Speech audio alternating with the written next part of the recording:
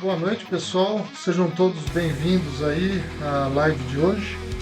Para quem não me conhece, eu sou o Renato, eu sou especialista em vidros blindados, sou engenheiro e vou compartilhar um pouco com vocês aí da experiência que eu tenho, tá ok? Bom, para quem é a primeira vez que está me seguindo, quem está vendo no YouTube aí, pode curtir, por favor, comentar, compartilhar. E se você está no Instagram, aproveita, já bate aqui, já compartilha, já chama, vai chamando o pessoal aí das fábricas de vidro aí, das blindadoras, para estar vendo aí a live comigo, tá bom? A live de hoje vai tratar da pintura digital. O para-brisa tem uma pintura preta, assim, não tem? A moldura dele inteirinha, assim, tem uma moldura preta, pintado de preto. E as peças de porta-mala, o vidro traseiro também tem aquela pintura preta. Essa pintura preta chama-se banda negra, tá ok? Essa banda negra é uma pintura que é feita com uma tinta especial para o vidro, que ela é, depois de pintado no vidro, ela é colocada numa alta temperatura e essa tinta ela vai fundir no vidro, tá bom? Mas para que que inventaram, né? Você ficava assim, mas por que que inventaram essa tinta aí preta? Por que que tem que ter essa banda negra em volta do vidro do para-brisa do carro, né? Então o que que acontece? Antigamente não tinha isso daí. Isso daí é uma coisa mais recente. Antigamente, quando tinha Brasília, Fusca, o que que o pessoal fazia? Fazia um vidro temperado, né? Geralmente era um vidro plano, né? E eles colocavam uma moldura de alumínio, e essa moldura de alumínio, ela vinha também uma borracha. Esse borrachão que tinha, essa moldura de alumínio, era então encaixada no carro, tá bom? Então isso era muito antigamente. Hoje em dia não é mais assim. Porque o que eles começaram a fazer? Quando começou o vidro curvo, fazer o para-brisa curvo, né? Começaram a dar design para o carro, começaram a dar aerodinâmica para o carro. Eles começaram a então perceber que era mais fácil se então eles colassem, né, o vidro no carro. E nesse critério, então, de colar o vidro no carro, eles desenvolveram uma cola de poliuretano. Essa cola de poliuretano, então, ela é uma cola que ela é sensível à radiação ultravioleta. Como todos os plásticos que a gente conhece, quando vem o sol, a radiação ultravioleta ela acaba fazendo uma degradação do plástico. E essa degradação do plástico também acontecia no adesivo de poliuretano. Então, o que que acontecia? Eles colavam isso daí no carro e depois de um tempo essa cola começava a ressecar e dava infiltração de água. E dava e aí o que tinha que fazer? Tinha que remover o para-brisa, tirar a cola, colar de novo, dava bastante trabalho. Então foi então que eles perceberam que esse ressecamento ele se dava então devido à radiação ultravioleta. Começaram então a fazer o quê? Para proteger a luz do sol, a luz ultravioleta de atingir o adesivo de poliuretano, eles começaram a fazer uma pintura a volta inteira do para-brisa e a volta inteira do vidro traseiro, para que então aquela radiação do sol, ela, quando ela chegasse, antes de chegar no adesivo, ela encontrasse uma barreira. E essa barreira então era a pintura preta, tá bom? Inicialmente, eles fizeram essa banda negra apenas uma pintura lisa, a volta inteira. E o pessoal às vezes fica perguntando assim, e aqueles pontinhos? Por que que tem umas bolinhas assim, quando termina aquela transição da parte preta, tem umas bolinhas. Então, o que que acontece? Inicialmente, não tinha essas bolinhas. Começaram então a fazer essas bolinhas para ficar um aspecto mais cosmético, ficar um aspecto mais bonito, tá? Porque essas bolinhas elas escondem dentro do processo de fabricação qualquer defeito que tiver de falha, de onde termina a parte preta e começa a parte transparente. Então a bolinha ela engana um pouco os olhos e melhorava um pouco essa questão de qualidade. Mas também tem um outro detalhe. Há um tempo atrás, começaram a fazer uns para-brisas e começaram a se preocupar muito com o calor dentro do carro. Isso daí prejudicava, por exemplo, a eficiência do ar-condicionado. Para melhorar a eficiência do ar-condicionado, eles precisavam fazer o quê? Bloquear o infravermelho, que é a luz do sol que esquenta o interior do carro. Eles então começaram a aplicar uma no para-brisa, que ele é mais inclinado, então ele recebe mais diretamente toda essa radiação.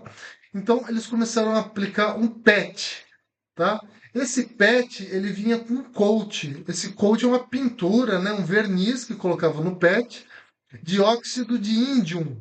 Índium é um elemento da tabela periódica, ela é o número atômico 49, tá? É perto do boro. Ele é um material que ele é um metal pesado, tá? É um metal pesado, é tóxico, inclusive. Então, ele fica nessa tabela periódica aí perto do boro. Mas esse material, então, o que ele faz? Ele formava uma película metálica, esse óxido metálico, ele impedia, então, a luz do sol de entrar e não esquentava o carro. Só que quando eles estavam fazendo, por exemplo, chegava no condomínio e apertava o controle remoto ali para entrar com o carro, né? Ou chegava em casa e apertava o controle remoto, não funcionava o controle remoto, porque o controle remoto é IR. IR o que que é? Infravermelho, infrared. Então, eu não conseguia também fazer funcionar o controle remoto. Também começou a ter dificuldade para pegar um pouco da antena assim de celular, essas coisas, tudo começou a dar interferência. A parte do GPS, a parte do até algumas antenas, né, de carro que ficavam por dentro do frame ali do para-brisa também, começou a ter problema. Então, o que começaram a pensar? Vamos fazer uma abertura. Então, esse óxido de índio que eles colocavam a volta inteira, nessa película de PET com óxido de índio, ele ficava ali na transição da onde terminava a banda negra e começava o reticulado. Aquela parte onde tem, no centro do para-brisa, que tem um espelhinho retrovisor, naquela parte ali, então, eles fizeram uma abertura.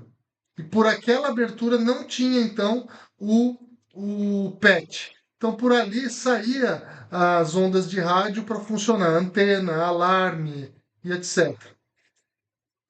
Quando eles fizeram essa abertura, eles pegaram essas bolinhas, já que já tinha a bolinha a volta inteira, da parte cosmética da banda negra, e eles fizeram uma abertura assim desse tamanho perto do retrovisor, cheia de bolinha. Então fica a parte transparente e fica a parte com a bolinha preta. Essa parte, por exemplo, aberta inteira, eles faziam então o contorno do PET. E por ali então passava toda a radiação.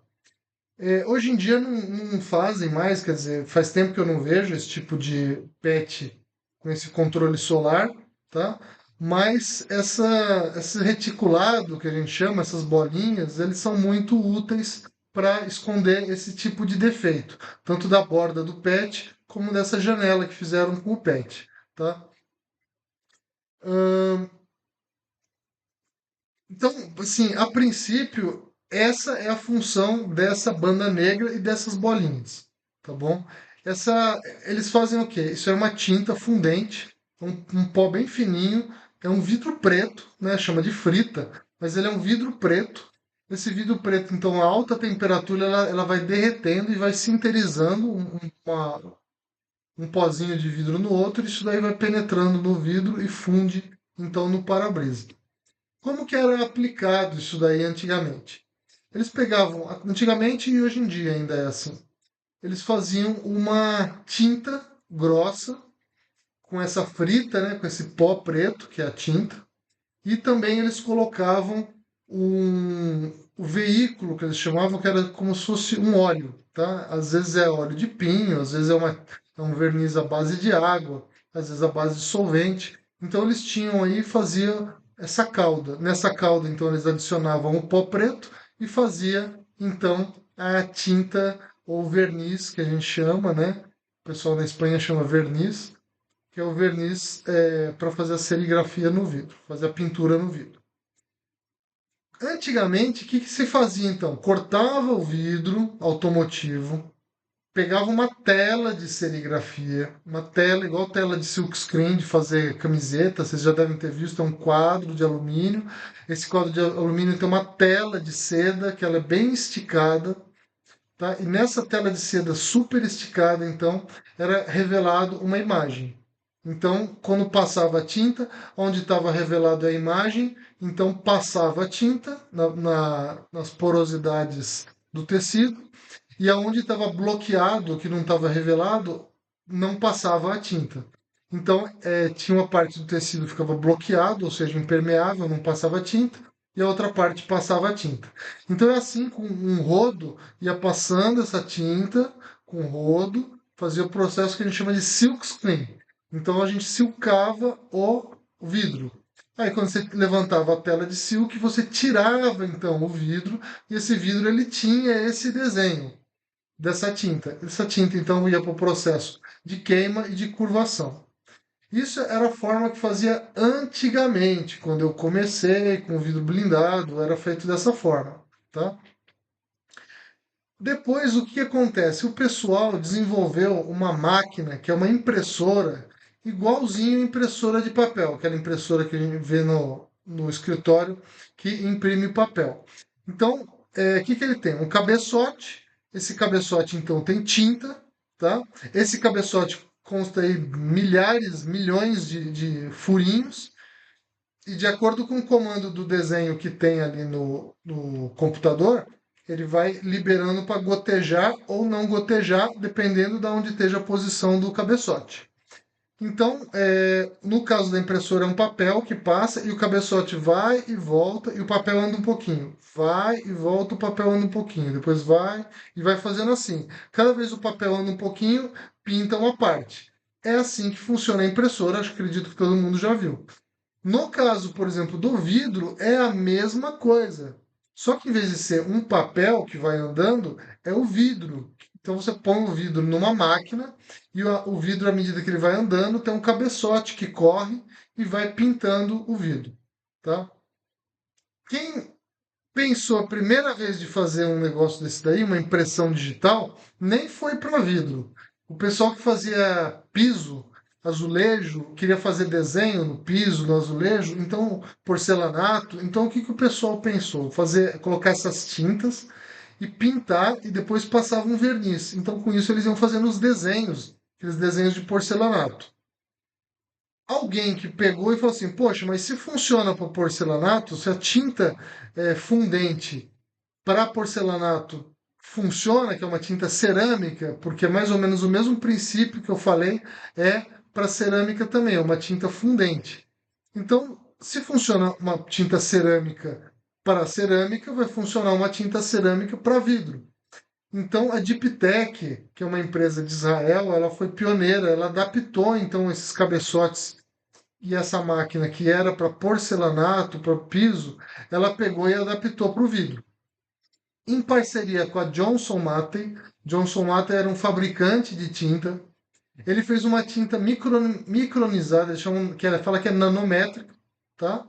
Não sei se é uma nanométrica ou é micronizada, porque na verdade essa nanométrica às vezes é só marketing. Então eu não conheço o processo para saber se realmente é nanométrico, mas eles fizeram uma tinta muito fina, né, com um solvente. Então é basicamente como se fosse a da impressora mesmo, do papel. É mais solvente do que tinta, quase. É muito solvente, é muito líquida essa tinta. E eles fizeram então para pintar o vidro, tá? Futuramente, então, a Diptech de Israel foi vendida para uma empresa chamada Ferro.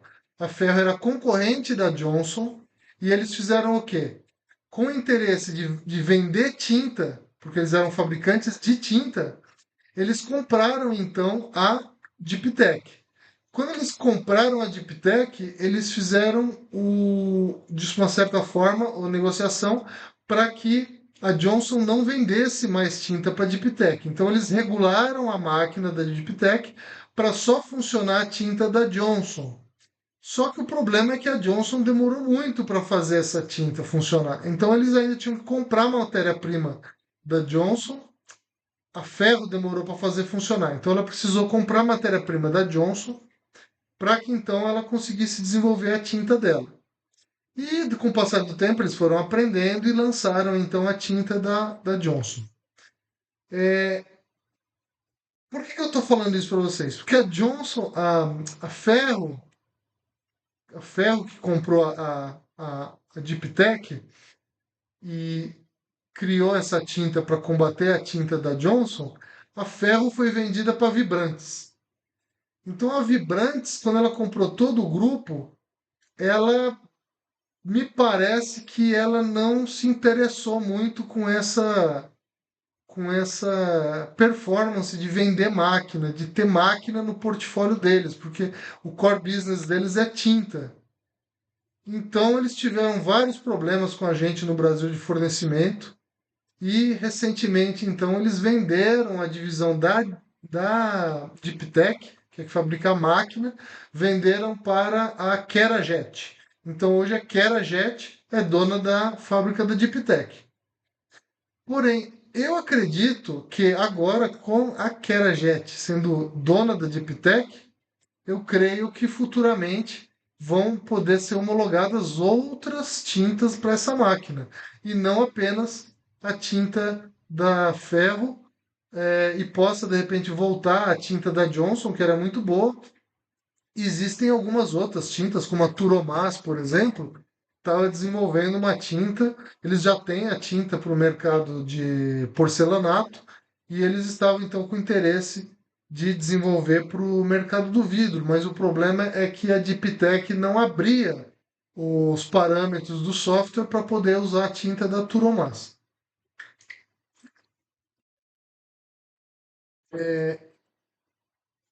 Bom, dito isso, então, vocês já sabendo mais ou menos para que serve a banda negra, como que era antes, que era com silkscreen, e como que está sendo agora, com a impressão digital, vamos falar então da quais são os pontos fracos, os pontos fortes de cada um dos processos, tá bom?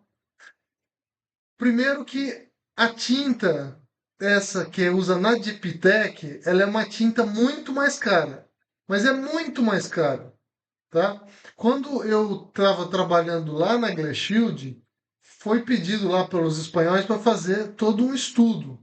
Quando você faz o estudo da tinta, você chega à conclusão que é um pouquinho mais caro a tinta do que o processo de serigrafia. Então a Deeptech era um pouquinho mais caro, tá? Porém, quando você agrega o custo da máquina, manutenção, o custo das bombinhas, do filtro, o operador que tem que ser um operador mais especializado. É, quando você agrega que você tem que fazer um forno de queima, porque eles não falam isso, eles falam que funciona em qualquer situação, vai conseguir queimar, mas não é verdade. Você precisa ter um forno de queima que seja um forno de rolete, um forno contínuo, um forno daqueles verticais. Tem que ser um forno que queima rápido, porque se queimar muito devagar também, a tinta fica toda manchada. Então, eles não falam que tem que ter o forno. Não é uma coisa tipo uma venda casada. Eles não podem fazer isso. Então, para vender a máquina, eles falam que a máquina funciona normal e você vai conseguir e a tinta é muito boa. Só que isso não é verdade. Se você não tiver um forno de queima, não adianta nada. Então, quando você agrega todos esses custos, ela acaba então sendo uma tinta que ela não se paga, é um procedimento que ele não se paga. Então, pensa bem, por que que você vai comprar uma tinta, vai comprar uma máquina que o processo vai ficar mais caro, né? Você precisa de um operador especializado. Você precisa ter um projetista para fazer os desenhos, um projetista especializado, porque você precisa fazer primeiro o desenho no AutoCAD, depois você precisa passar para o CorelDRAW para fazer todos os reticulados, todas aquelas bolinhas. Aí depois você tem que passar para o Illustrator para você gerar camadas, para você salvar num PDF com camadas, porque essas camadas vão ser lidas no Pixel Blaster. Pixel Blaster é o programa da Deeptech que vai ler esse PDF em camadas para depois então pintar. Então você precisa ter um projetista especializado nisso daí. Não adianta você pegar qualquer pessoa sem treinamento e pôr lá que não vai conseguir fazer, tá certo? Você precisa de manutenção constante. Essa máquina ela tem vários problemas, como qualquer máquina CNC.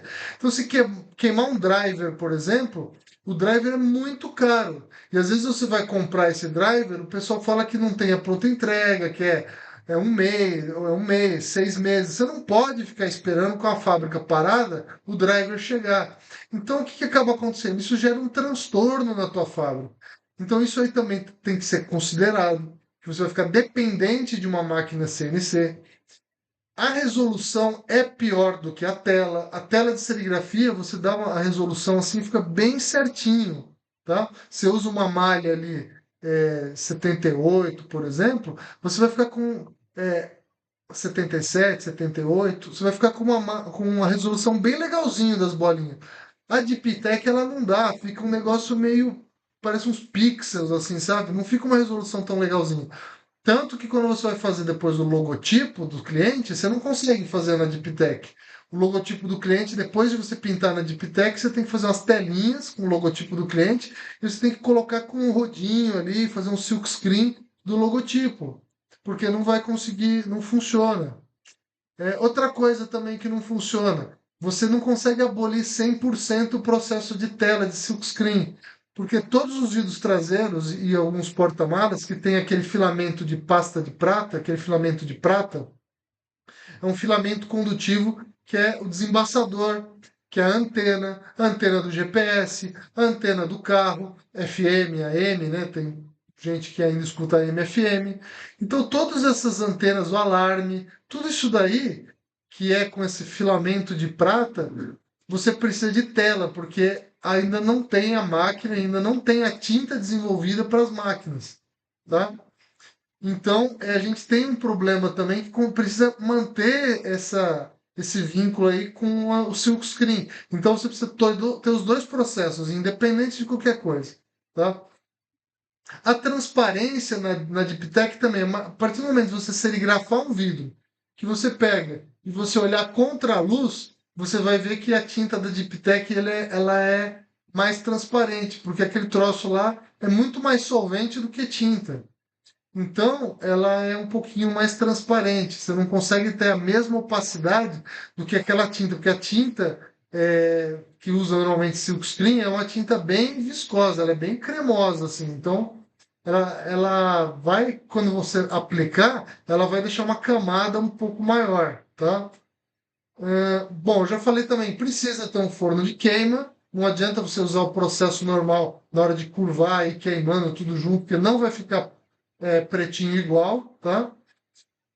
Sem contar que você vai, hoje, ainda tem um monopólio. Então você vai estar diante de um monopólio da máquina. Você vai comprar. O solvente tem que ser deles, a tinta tem que ser deles, a bombinha tem que ser deles, o filtro tem que ser deles, o driver tem que ser deles. E até você quebrar esse monopólio é difícil, tá certo? Você tentar comprar o driver direto, tentar comprar o filtro direto, tentar comprar tudo direto lá dos fabricantes, tentar desenvolver os fabricantes e comprar direto e não passar pela Deep Tech, não passar pela Vibrantes, é um pouco difícil. Tá? Então você vai ficar na mão um pouco deles. Vai ficar na mão do prazo de entrega deles, vai ficar na mão do preço que eles vendem e vai ficar na mão, por exemplo, da disponibilidade. Se você ligar lá e falar assim, eles falarem, não, dá um problema na importação, já vai atrasar 15 dias, é 15 dias a fábrica parada. Isso é ruim, tá bom? Outra coisa, você terminou de pintar a peça na Deep Tech, você não consegue, por exemplo, erguer o vidro para você transportar. Você não consegue armazenar ele em pé, né? Você não consegue colocar numa mesa assim e erguer para você olhar e ver os defeitos contra a luz. Ela escorre porque ela é muito, muito líquida. Qualquer mosquitinho, qualquer coisinha que cair ali, qualquer poeirinha que cair ali enquanto ela está molhada, ela vai ficar ali e você vai ter um problema. Na hora que você queimar, vai ficar um furinho. Então, é uma tinta que, por ela ser muito líquida, ela envolve alguns cuidados. Um deles é que o ideal é montar uma sala limpa para você colocar essa máquina dentro. Então, percebe que é um monte de cuidado que você vai ter, que quando você vai comprar a Deep Tech, ninguém te conta. Mas à medida que você vai trabalhando na máquina, você vai descobrindo. Se você se adaptar com a Deep Tech depois e o cliente pagar o custo, você se adaptar com o custo, não tem problema nenhum. Agora, o pior é quando você está naquela expectativa de mudar da serigrafia para Deep Tech, achando que vai te dar uma solução enorme em todos os seus problemas. E você acaba tendo mais problemas ainda. O ponto forte, então. Quais são os pontos fortes de você migrar de uma serigrafia para uma pintura digital? Tá? Eu não gosto muito de falar impressão digital, porque assim, imagina, você vai lá e bota o dedo lá na tinta ali, pá! O que vai acontecer? Aquele defeito você vai falar que o funcionário deixou a digital, deixou a impressão digital. Então o que acontece? Eu não gosto de chamar de impressão digital, que é para não confundir com essa impressão digital. Então eu falo pintura digital, tá? Então a pintura digital, ela não vai ter custo de fotolito no desenvolvimento. Então a vantagem é, se você precisar fazer um desenvolvimento único, vamos supor que você vai fazer um carro da BYD, mas você não sabe se aquele modelo vai vender muito, né? Ou um carro da Raval, você não sabe se vai vender muito. Pelo menos o custo do fotolito não tem, tá? E o fotolito, ela é uma coisa bem cara. O fotolito, o que que é o fotolito?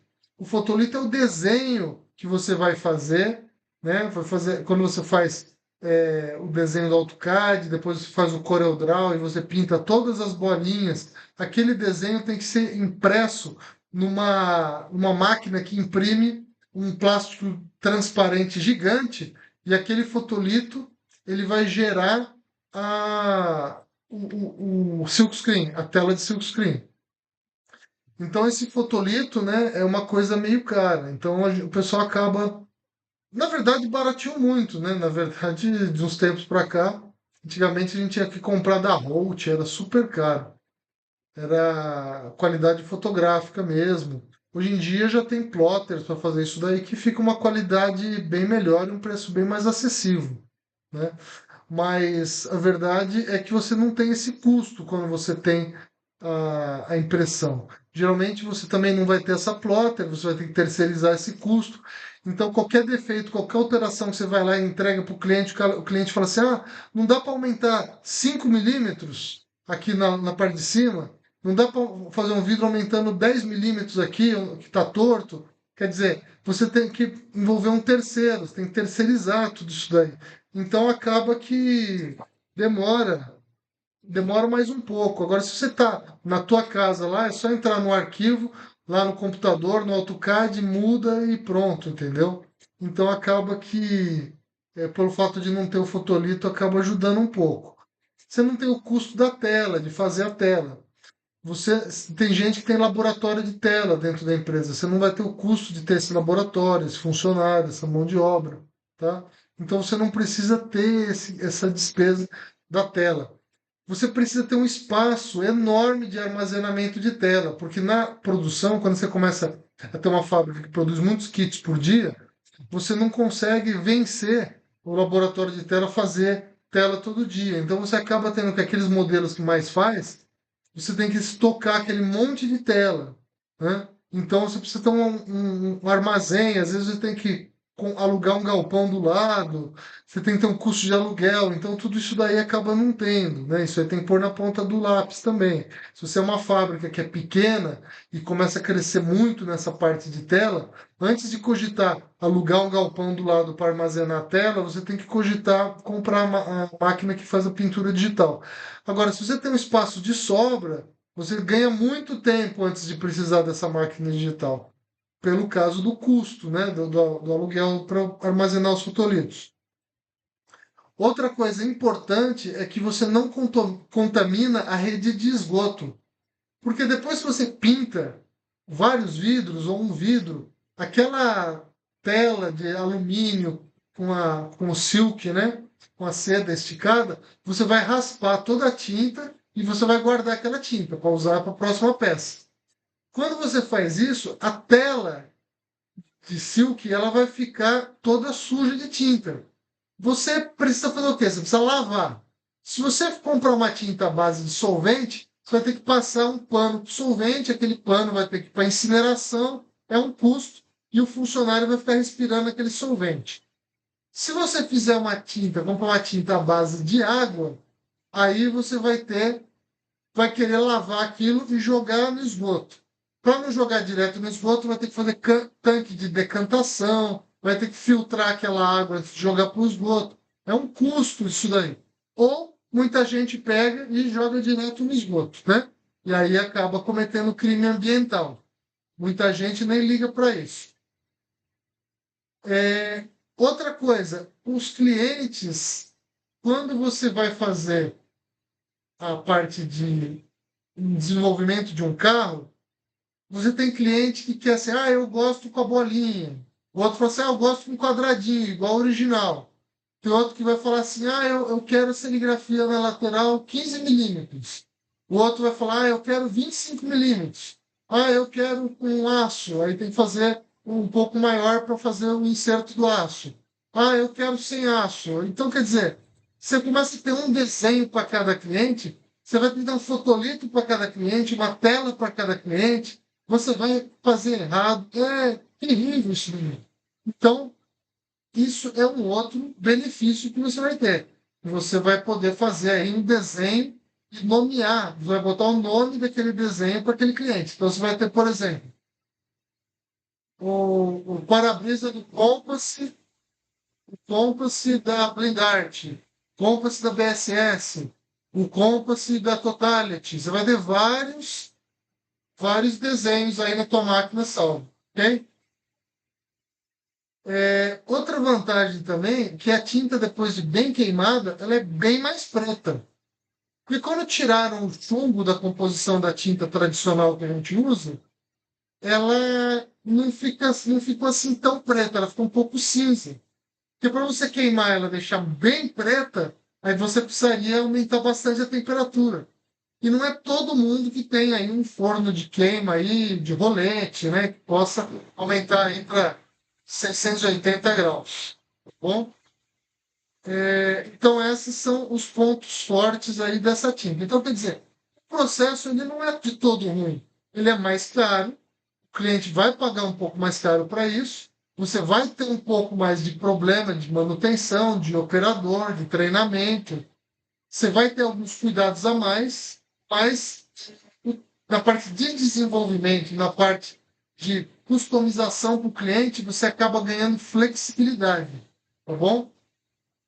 Então, assim, isso é o que eu tinha para passar para vocês hoje. Então, eu agradeço aí o pessoal que entrou na live, que ficou até agora. Mas eu vou encerrar a live então e vou deixar para vocês aí. Como não teve nenhuma pergunta, então vou encerrar a live. Depois vocês podem, se tiver alguma outra pergunta aí, quando eu deixar o link, vocês podem deixar essas perguntas no YouTube ou no link do Instagram, vocês podem deixar também para mim que eu vou responder para vocês, tá bom? Então, eu agradeço aí de coração aí. Compartilha, como eu já disse, essas lives aqui são todas lives que eu vou deixar para vocês de forma gratuita, para vocês compartilharem, passar para o pessoal da fábrica para ajudar vocês aí a terem cada vez mais um conhecimento aí para ajudar as fábricas de vidro blindado aí a prosperar, tá bom? Então, até a próxima. Que Deus abençoe vocês. Tchau.